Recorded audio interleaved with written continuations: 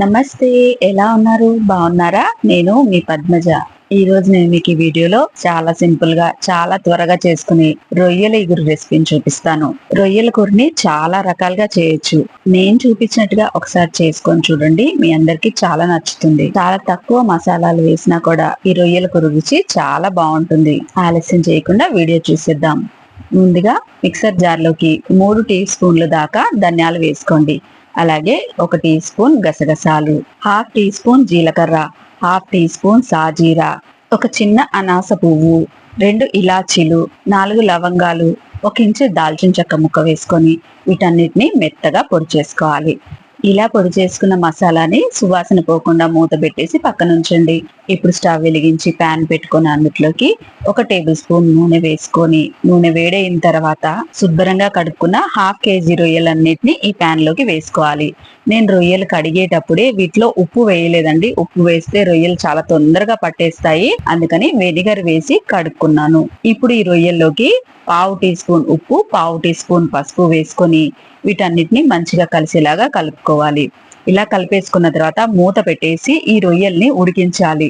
రొయ్యల్లోంచి నీళ్లు ఉడతాయి కదండి, ఆ నీళ్లతోటి రొయ్యల్ని ఉడికించాలి. స్టవ్ ని మీడియం ఫ్లేమ్ లో పెట్టుకొని మూత పెట్టేసి ఒక 5-6 నిమిషాల పాటు వదిలేయండి.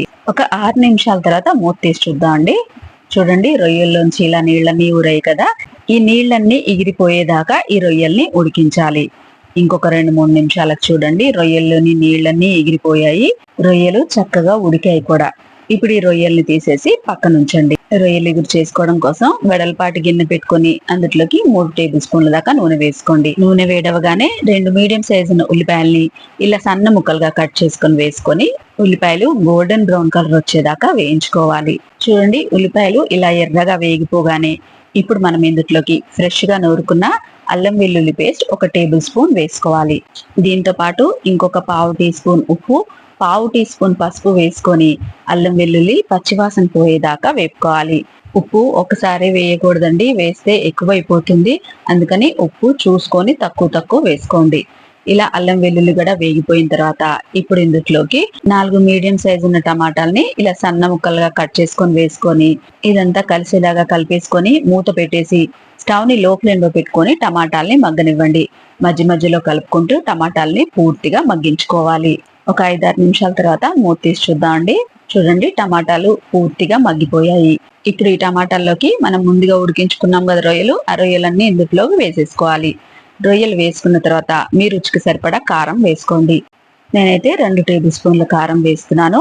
అలాగే మనం ముందుగా దంచి పెట్టుకున్న పొడి మసాలా అంతా కూడా ఇందులో వేసేసుకోవాలి.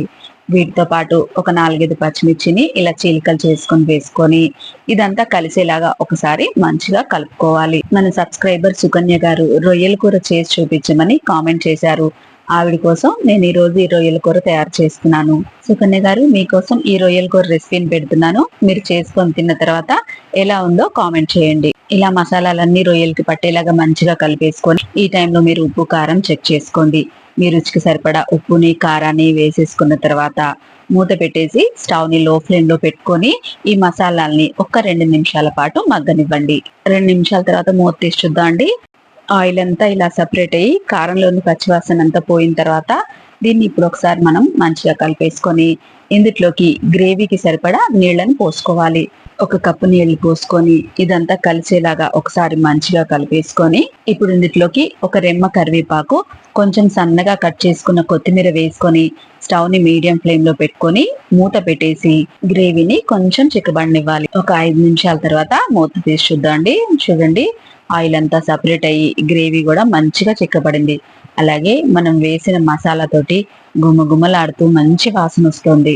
గ్రేవీ కూడా చూడండి, మరీ పల్చగా లేకుండా మరీ చిక్కగా లేకుండా ఇలా ఉందంటే వేడివేడి అన్నంలో కలుపుకొని తింటే చాలా అంటే చాలా బాగుంటుంది. ఇంకా పైనుంచి సన్నగా తరిగిన కొత్తిమీర వేసేసుకొని మూత పెట్టేసి పక్కకు దించేసుకోవడమే. చూసారు కదండి, రొయ్యల ఇగురు చేసుకోవడం ఎంత ఈజీనో.